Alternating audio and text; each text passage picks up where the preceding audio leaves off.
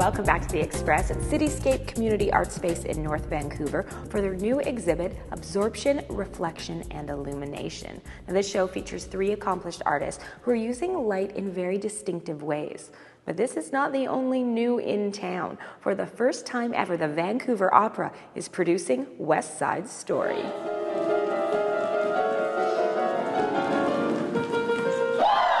Vancouver Opera is opening its season with West Side Story. Currently in rehearsals 6 days a week and scheduled to open later this month. It's a brilliant, masterful piece of music written by one of the best composers in the world of all time, Leonard Bernstein. That's why we're doing it. It's a masterpiece. Many people are asking, will it be done musical theater style? Absolutely. It's all about dance, Jerome Robbins choreography. So we had to audition for dancers. Tracy Fly, as the choreographer, regarded as one of the best choreographers in Canada. Okay, everybody ready? Directing West Side Story is Ken Kazan. He's amazing. He's absolutely amazing. Having danced in West Side Story himself as a dancer, he knows the piece. This production was cast last January on specific audition tour to Toronto and Vancouver.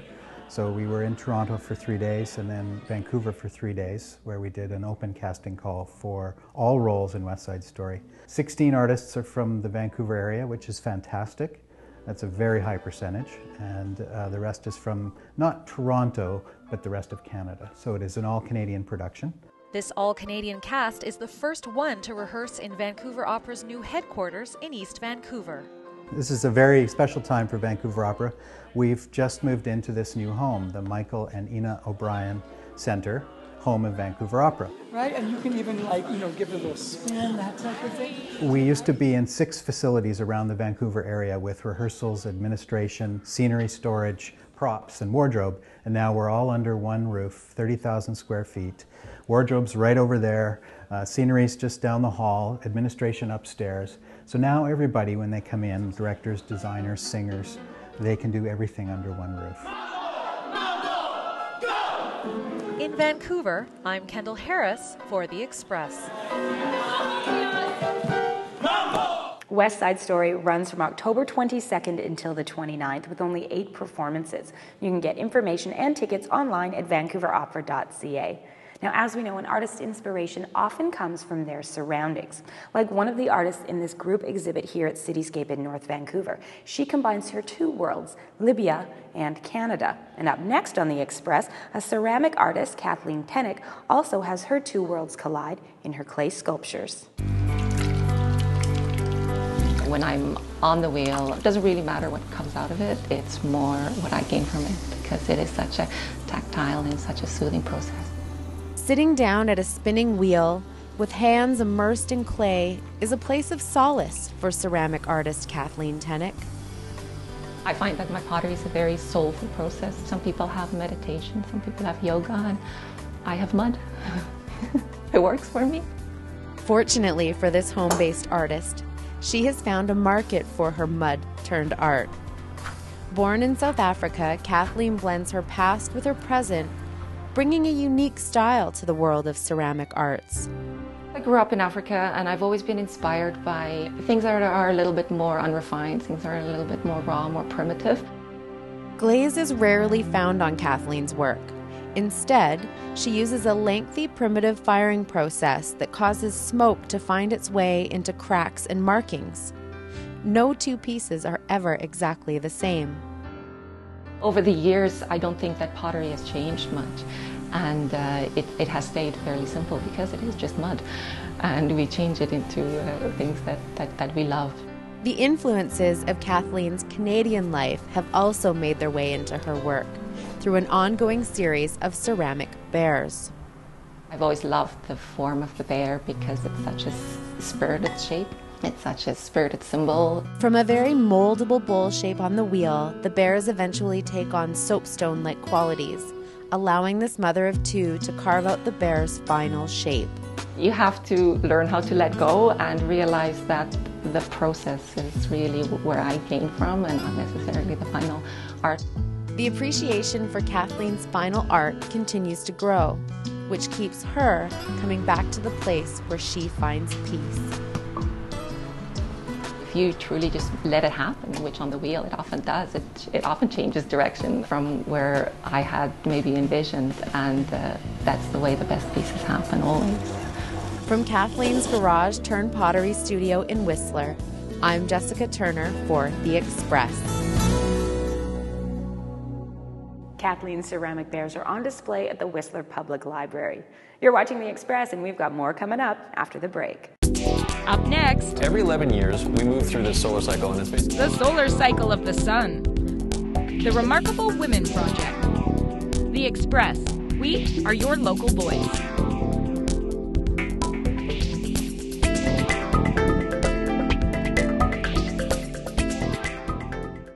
Community programming on Shaw has been generously sponsored in part by hairstyling and color services for Shaw TV, provided by The Lounge Hair Studio, loungehairstudio.com. Dear Children's Wish Foundation of Canada, thank you for sending me Rory the Lion. That means I'm going to get my wish, and that makes me really, really happy. Yesterday he was sad, but I told him it's okay, Rory, there will make 2 more needles until my wish. I will send you pictures from the top of the Rocky Mountains. Love, Emily. Imagine the difference a wish can make. Click on childrenswish.ca and give today.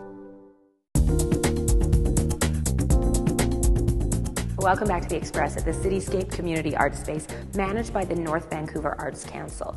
Their new exhibit is called Absorption, Reflection, and Illumination. It seems like the perfect title as we head into this week's space segment to talk about the solar cycle of the sun. Welcome to the H.R. McMillan Space Center. I'm Cam Cronin, and I'm Raminder Samra. And today we're going to be talking about the sun. Now, most of you are probably aware that we do have a sun, and in Vancouver, occasionally we do see it. But the news pays more attention to the sun in the next few years, and you'll probably hear a little bit more about the sun in the next few years because of the intense solar flare activity. Now, there's a cycle that this sort of rolls on. What's the year? It's an 11-year cycle. It's an 11-year cycle. So every 11 years, we move through this solar cycle, and it's basically increased solar activity on the surface of the sun. And it's going to peak 2013, so we're actually heading towards that peak. So for the next couple of years, we're going to see a lot more increased activity. And I know, remember, that solar activity can influence us here on Earth. What are some of the things that could... So when the solar activity increases, there's often large ejections of cosmic rays and solar wind. The solar wind can impact a lot of our communication satellites, knock them out, and additionally can affect the power grids here on the Earth as well. And if you're an astronaut, you really want to know about this activity coming towards you because it can create a lot more radiation coming towards an astronaut. So if an astronaut is out for a spacewalk, we want to make sure they got inside. Even if they're inside the space station, we want to make sure they're in an area where they're more well protected from this radioactive activity. Now, to give you an idea of how much energy is actually released, one of these solar flares can release the same amount of energy as 1 billion hydrogen bombs. So we're talking about a huge energy release out in space. And if you could harness that energy, it would power North America for about 1 million years. So we're talking about a massive amount of energy that's released. Now, it can cause these problems, but it also can cause some really beautiful things to happen here on Earth. Difficult to see in Vancouver, but this is responsible for the auroras. So more north you go, what happens is the solar wind gets funneled by our magnetic field. So the high energy particles, they travel along magnetic field lines towards the North Pole or the South Pole, and that's where you can see the increased aurora activity. So you might know this as the Northern Lights, and again, in Vancouver it's difficult to see. As you do move farther north, it's easier to see, but I have a fantastic website for you. It's called the Aurora Max Project, and if you surf over to the Canadian Space Agency's website and look for Aurora Max, it's a live webcam that is in the northern region, and it actually films the northern lights. So if there is any activity, you're able to see that, and it replays it the next day. It does play it live. It doesn't play in the summer months between sort of May and August because, of course, it doesn't get dark up in the north. But when it does get dark, and it's rainy and cloudy here in Vancouver, flip on the computer, turn on the Aurora Max, and you're able to see some beautiful color displays up in the northern sky, and to realize that that is actually being caused by our sun and the activity that's on it. For the Express here at the H.R. MacMillan Space Center, I'm Cam Cronin. Raminder Samra. And remember, don't actually look directly at the sun. The Aurora Max project, great way to see that, and other ways, much safer than actually staring at it with your eyeballs. Thanks. You're watching The Express, and it's time for our spotlight on local events. Celebrating 30 years of outstanding cinema, the Vancouver International Film Festival will screen some of the best films from around the world. SFU celebrates Diwali, India's Festival of Lights, at their 4th annual gala. Funds raised from the event will support initiatives that create opportunities for students to work, study, and volunteer in cities and villages of India. Raise funds for underprivileged kids from across Greater Vancouver to access arts, culture, sports, and recreation. There'll be 14 golf and spa activities, silent and live auctions, a full-course dinner, and more. Also, Absorption, Reflection, and Illumination runs until October 22nd here at CityScape in North Vancouver. We're going to leave you with more from the local art scene. Thanks for watching, and we'll see you next time.